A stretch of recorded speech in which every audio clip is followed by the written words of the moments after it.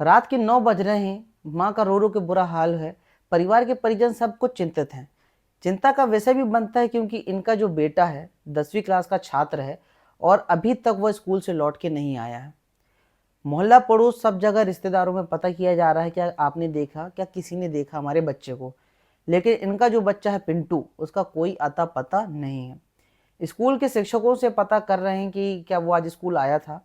तो स्कूल बाकायदा वो अपने 10 बजे के टाइम में गया था और 5 बजे तक स्कूल में रुका था, बाकायदा उसने पढ़ाई करी। और 5 बजे जैसा स्कूल के बाकी बच्चे अपने अपने घर जाते हैं, वैसा पिंटू भी स्कूल से निकल गया। लेकिन पिंटू अभी तक घर नहीं पहुंचा है। घर वालों को लग रहा है कि हो सकता है किसी रिश्तेदार के यहाँ चला गया हो, इसलिए सब जगह कॉल लगाया जा रहा है, फ़ोन लगाया जा रहा है। मोहल्ला पड़ोस गांव सब जगह ढूंढा जा रहा है, लेकिन बच्चे का कहीं अता पता नहीं है।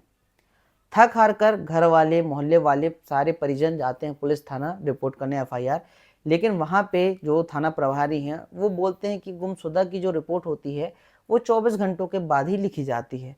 हो सकता है कि कोई भी प्रकार से आपने डांटा हो बच्चे को और बच्चा थोड़ा सा घबरा कर किसी रिश्तेदार के यहाँ न चला गया हो। आप थोड़ा सा और पता करिए, सुबह तक का इंतज़ार करिए, और अगर नहीं होता तो फिर आप रिपोर्ट करना। घर वाले ऐसा ही करते हैं। लेकिन जिस पिता जिसके बच्चा घर ना आया हो, उसकी माँ जितना रो रही हो, और परिजन जितने भी हैं, इनको कहाँ चैन था कि वो रात भर सुकून से अपने घर में सो जाते। तो जो बच्चे के पिताजी रहते हैं, इनके जो किराएदार रहते हैं, और मोहल्ला पड़ोस के 2-4 लोग, ये बिल्कुल पूरी रात यहाँ से वहाँ, इस मोहल्ले से उस मोहल्ले, गांव में, दूसरे गांव में, आजू बाजू सब जगह ढूंढते रहते हैं। लेकिन सुबह होने को आई है, लेकिन बच्चे का कोई पता नहीं है। अब जब ये सुबह वापस जाते हैं थाने की, साहब ऐसा तो नहीं चल सकता क्योंकि हमारा बच्चा तो रात भर मिला ही नहीं, वो ढूंढने से नहीं मिल रहा है। तो यहाँ पर पुलिस फाइनली थोड़ा सा अलर्ट में आती है, मामले को रिपोर्ट लिखती है और पुलिस भी रिसर्च में लग जाती है। यहाँ पर इस बात की खबर धीरे धीरे गांव में, आजू बाजू वाले गांव में, मोहल्ले में, पूरे कस्बे में फैल जाती है कि फलाने गांव का फलाना लड़का नहीं आया है। ये बात है उत्तर प्रदेश के रायबरेली अंतर्गत एक गांव है लालगंज, वहां की ये बात है। यहाँ सब लोग परेशान हैं। अब होता क्या है कि आजू बाजू के जो मोहल्ले पड़ोस के लोग हैं ये थोड़े से उग्र हो जाते हैं, थोड़ा सा आक्रोश में आ जाते हैं कि भाई पुलिस क्या कर रही है। धीरे धीरे ये बात जो रहती है वो रायबरेली एसपी ऑफिस तक पहुंच जाती है। वहां पे एसडीएम कार्यालय, जितने भी प्रशासनिक अमला रहता है, वरिष्ठ कार्यालय वाले का भी अमला अब इस गांव में आ जाता है कि ऐसी क्या बात हो गई है। पुलिस को थोड़ा सा अब प्रेशर दिया जाता है। यहाँ पे अब दिन पे दिन बीतने लगे, 2 दिन 3 दिन हो रहा है, लेकिन यहाँ पर उस बच्चे का कोई पता नहीं चल पा रहा है। गांव वाले धरना प्रदर्शन पे तक उतर आए हैं और प्रशासनिक जो अमला है वो उनको संतावना दे रहा है कि 2-3 दिन में हम इस चीज को ढूंढ के निकालेंगे। कनेक्टिंग स्टोरी हम करते हैं पास के गांव से कि पास के गांव में भी यहाँ क्या चल रहा है। पास के गांव में भी एक दूसरी तरीके से घटना हो रही है। यहाँ पर क्या हो रहा है कि एक स्कूल है जहाँ पर प्रार्थना का समय है सुबह का, और प्रार्थना के बाद जो शिक्षक हैं वो बच्चों से बोलते हैं कि बताओ कौन कौन आज नहा के नहीं आया, बहुत गंदी स्मेल आ रही है। तो कुछ बच्चे हाथ खड़ा करते हैं कि गुरुजी हम नहा के नहीं आए हैं, है ना। वहाँ पर कुछ बच्चे बोलते हैं नहीं हम तो नहा के आए हैं। तो जिनके हाथ खड़े होते हैं उनको डांट डपट होती है कि आपको अगर स्कूल आना है, विद्यालय आना है तो नहा धो के आना। दूसरा दिन आता है। दूसरे दिन यहाँ पर क्या सीन हो रहा है कि फिर से स्मेल आ रही है स्कूल में, और टीचर वहाँ पे फिर बच्चों को डांट रहे हैं, फटकार रहे हैं कि कौन कौन नहा के नहीं आया है। फिर 2-4 लोग हाथ खड़े करते हैं, उनको सुटारा पड़ रहा है लकड़ी से। यहाँ पर सीन ये क्रिएट हो रहा है कि बच्चों को डांटा जा रहा है कि भैया आप नहा के आओ, बहुत बुरी स्मेल आ रही है। वहाँ पे सीन ये चल रहा है कि पिंटू मिल नहीं रहा है। अब यहाँ का सीन ये चलता है कि तीसरा दिन जब होता है तो वो स्मेल बहुत बुरी आती है, और टीचर समझ जाते हैं कि नहीं ये बच्चे के नहाने ना नहाने वाली स्मेल नहीं है, ये स्मेल कुछ और की है। पास में ही एक बच्चे को भेजते हैं कि गांव के सरपंच को बुला के लाओ। सरपंच जी आते हैं, सरपंच को बोलते हैं कि देखिए सरपंच साहब, इस स्कूल से बहुत गंदी स्मेल आ रही है। सरपंच वहाँ पे सफाई कर्मचारी को बुलाते हैं। सफाई कर्मचारी जैसे आता है, तो सफाई कर्मचारी जैसे जब यहाँ पे आता है तो सफाई कर्मचारी स्मेल से समझ जाता है, कहता है कि ये स्मेल किसी जानवर या कोई चीज़ की मरे हुई व्यक्ति की स्मेल हो सकती है, क्योंकि ऐसी दुर्गंध तभी आती है। अब ये सफाई कर्मचारी रहता है, ये बहुत जगह जाते रहते हैं तो इनको नॉलेज रहता है। थोड़ी सी वो स्मेल का पता करते करते स्कूल में सब कमरे में छानबीन करते हैं, और शौचालय के पास जो सेफ्टी टैंक बना रहता है वहाँ का जो ढक्कन रहता है वो टूटा हुआ रहता है, और जैसे उसका ढक्कन को खोला जाता है तो वहाँ पर एक लाश मिलती है। 10 से 15 साल के बच्चे की। तो अगर आप हमारी वीडियो रोज़ देखते हैं तो आप समझ गए होंगे कि ये लाश पिंटू की ही है। तो वहाँ पे पुलिस को जैसे फ़ोन लगाया जाता है और पुलिस को बताया जाता है कि 10 से 15 साल के बच्चे की लाश मिली है। तो पुलिस प्रशासनिक अमला वैसे भी परेशान था क्योंकि पिंटू की गुमशुदा की रिपोर्ट थी, प्रशासनिक प्रेशर अलग था। तो पुलिस को भी शक होता है कि हो ना हो ये पिंटू ना हो। तुरंत वहाँ पे स्पॉट पे पुलिस पहुँचती है। जैसे वो लाश को देखती है, उसको स्कूल ड्रेस के कपड़े से समझ आते हैं कि पिंटू की स्कूल ड्रेस की ही ड्रेस है, और सारे पेरेंट्स को बुलाया जाता है। वहाँ पे पहचान हो जाती है कि वो बच्चा पिंटू ही है। अब पूरे आसपास के गांव में हड़कंप सा मच चुका है। अब पुलिस को वहां से ऐसा कोई सबूत देखने को नहीं मिलता कि ये पिंटू का मर्डर किया किसने। वहां पे कोई भी प्रकार का एविडेंस वगैरह कुछ समझ में नहीं आता कि पुलिस कातिल तक पहुंच सके। यहाँ पर एक और प्लॉट ट्विस्ट आता है कि पिंटू के जो पापा रहते हैं वो जाते हैं और पुलिस को बोलते हैं कि साहब मुझसे गलती हो गई, मैंने एक बात आपसे छुपाई है। पुलिस बोलती है क्या बात छुपाई यार तुमने? तो बोलते हैं सर 2-3 दिन के बाद मेरे घर में एक नोट भी मिला था। नोट यानी कि पर्ची। तो वहाँ पे एक पर्चा मिला मुझे, पर्चा में लिखा था कि हमने आपके पिंटू का अपहरण कर लिया है, हमें 5 लाख रुपए चाहिए वरना हम आपके पिंटू को मार देंगे, और खबरदार अगर ये बात पुलिस तक पहुंची तो भी हम आपके पिंटू को मार देंगे। तो मैंने डर के आपको बताया नहीं, लेकिन उस नोट के बाद मेरे को दूसरा तीसरा कोई नोट ही नहीं मिला जिससे मैं अपहरणकर्ता से या जो किडनैपर थे उनसे मिल पाता। तो पुलिस ये मामला थोड़ा सा इनको ये समझ में आता है कि हो सकता है, क्योंकि देखो 15 साल का बच्चा, 15-16 साल का, उसकी क्या ही किससे दुश्मनी होगी जो किसी का मर्डर कर देगा। वहीं पिंटू के पापा एक साधारण परिवार के हैं, किसी से दुश्मनी नहीं है, कोई जमीन जायदाद का विवाद मामला नहीं है कि कोई बदले के भावना से भी पिंटू को मार दे। तो पुलिस समझती है कि हो सकता है ये जो केस है ये अपहरण का है और किडनैपर ने को अगर फिरौती नहीं मिली तो किडनैपर ने इसको मार दिया। अब पुलिस थोड़ा सा और खोजबीन में लगती है कि कुछ कहीं से कोई सबूत मिल जाए, लेकिन कोई भी प्रकार का सबूत नहीं मिलता। बहुत ही रहस्यमय तरीके से ये केस था, कहीं पे कुछ सबूत किसी ने कुछ छोड़ा ही नहीं, और शक करें भी तो किसके ऊपर करें। खैर पुलिस जब आती है तो उनके घर को थोड़ा सा तलाशी टाइप से लेती है कि हो सकता है कि आपके घर में हमें कोई ऐसी चीज़ मिल जाए जो कि इस केस को सॉल्व करने में बहुत हेल्प कर दे।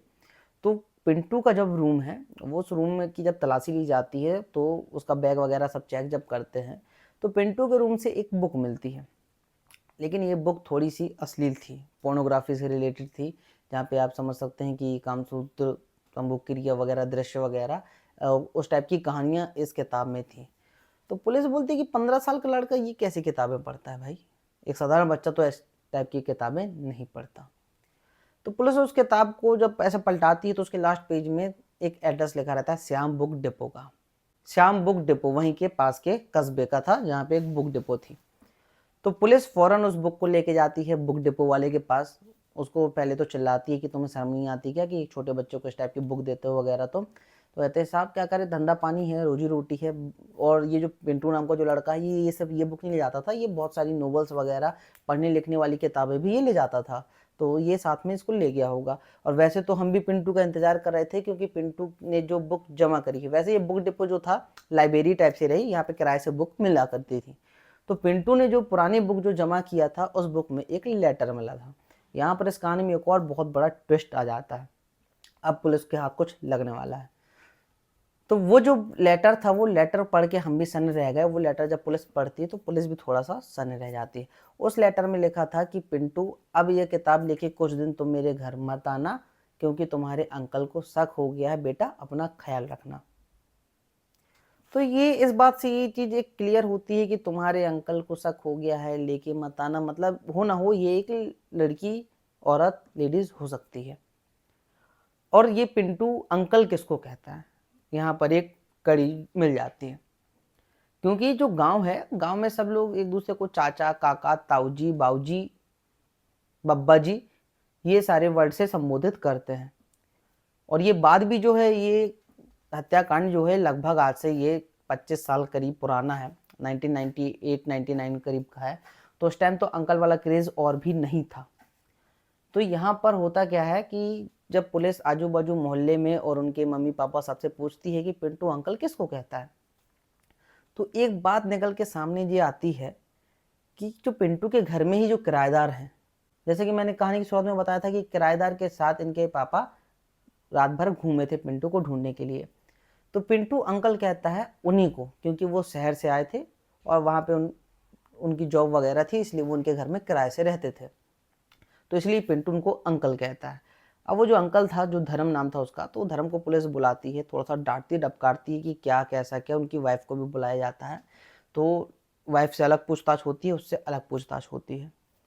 तो उनकी वाइफ बोलती है कि हाँ, ये किताब पिंटू मेरे पास ही लेके आया करता था। तो पुलिस को थोड़ी सी घृणा हो जाती है कि सबसे पहले तो आप 30-35 साल की महिला हैं और एक 15 साल के बच्चा ये बुक मंगवा रहे हो, क्या कैसा माजरा है।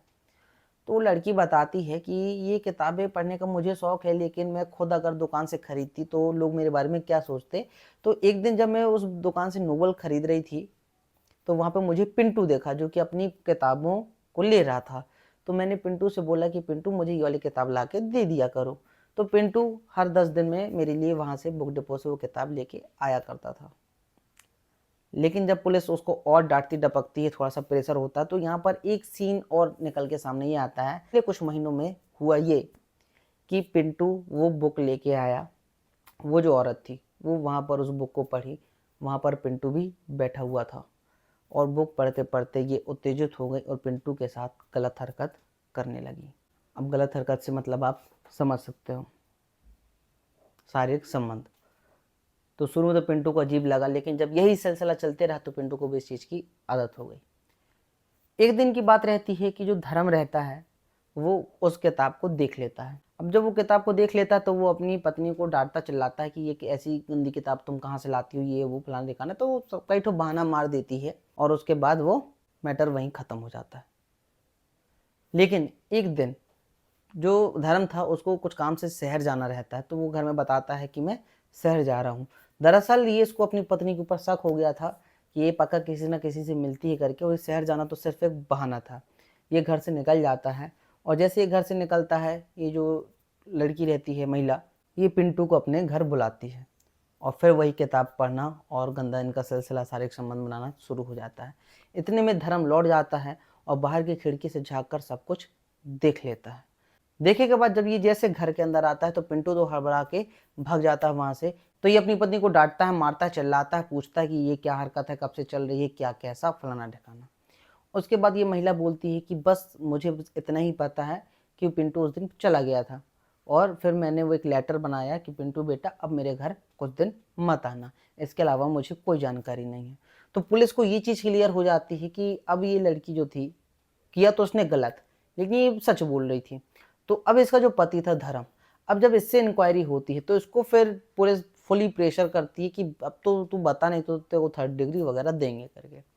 तो ये बोलता है कि हाँ, मैंने ही पिंटू का मर्डर किया है। अब मर्डर किया ये तो कन्फेंस कर लिया।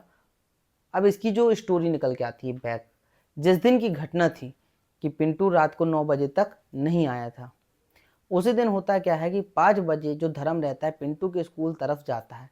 पिंटू जैसे स्कूल से बाहर निकलता है, ये पिंटू को बोलता है, अरे पिंटू तुम भी घर जा रहे हो, मैं भी तो तुम्हारे घर में रहता हूँ, चलो मेरे साथ चलते हैं।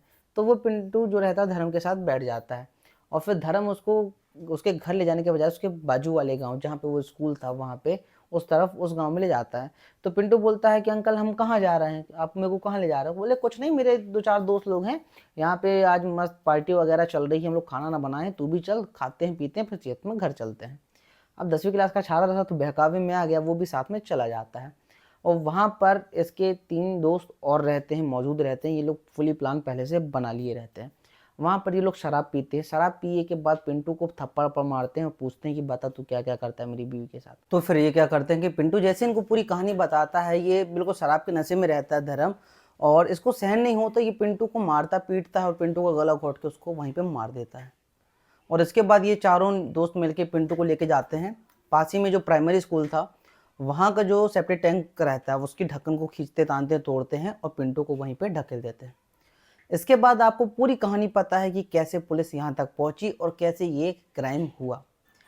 बेसिकली मेरा ओपिनियन क्या है, और ये स्टोरी बता के मैं आपका वो डिस्टर्ब करना नहीं चाहता कि आपका माइंड डिस्टर्ब हो या आप सोच में पड़ जाएं, लेकिन इसमें आपको कुछ सीखने की ज़रूरत है। क्योंकि आज का टाइम जो है, जो हमारे बच्चे हैं, जो आज की जनरेशन है, सबके पास मोबाइल है। बुक्स वगैरह का तो ज़माना गया, मेन आजकल है मोबाइल। फिर भी आप अपने बच्चों का बैग कभी कभी बीच में सरप्राइजली चेक करो, उनके सामने नहीं कर सकते, उनके सोए के बाद चेक करो कि बैग में कुछ है तो नहीं, या इनके जो फ्रेंड सर्कल है वो किस टाइप का है। जो मोबाइल है उसमें आप सेफ ब्राउजिंग मोड ऑन करिए ताकि बच्चे के सामने कोई भी एडल्ट चीज़ें, जो अश्लील चीज़ें हैं वो ना आए। इनकी ब्राउज़र हिस्ट्री, यूट्यूब में वो क्या देख रहे हैं, किससे मिल रहे हैं, क्या बातें करते हैं, ये सब पे थोड़ा सा ध्यान देना ज़रूरी है। देखो बहुत ही शर्म की बात है, क्योंकि इंडिया में हम लोग मोस्टली क्या करते हैं, जो हमारे मकान में जो किराएदार रहते हैं उनसे एक परिवार जैसा माहौल बन जाता है। कुछ अच्छा खाना बनता है तो खाना तक शेयर करते हैं। सुख में दुख में किराएदार मकान मालिक एक दूसरे के साथ खड़े रहते हैं, और एक मकान मालिक और किराएदार का संबंध भी बहुत अच्छा बन जाता है हमारे इंडिया में। और बेसिकली बड़े शहरों में तो नहीं, लेकिन छोटे कस्बों गाँवों में बहुत ही आत्मीयता और मित्रता व्यवहार रहता है। तो ऐसी ही कुछ घटनाएं रहती हैं जो कि शर्मसार कर देती हैं रिश्तों को, चाहे वो फिर इंसानियत हो या फिर संबंधी रिश्तेदार क्यों ना हो। तो नमस्कार दोस्तों, मेरा नाम है मयंक, आप देख रहे हैं स्टोरीज विद मयंक। ऐसी क्राइम स्टोरी और रियल स्टोरी के लिए आप हमारे चैनल को सब्सक्राइब कर सकते हैं। इस चैनल में आपको crime story, mostly crime stories, horror stories, और बीच बीच में मैं आपके लिए बहुत सी डिफरेंट टाइप की स्टोरीज भी लेके आता रहता हूँ। तो मिलते हैं हम बहुत जल्द एक नई वीडियो में, एक नई ट्रू क्राइम या फिर दूसरी स्टोरी के साथ।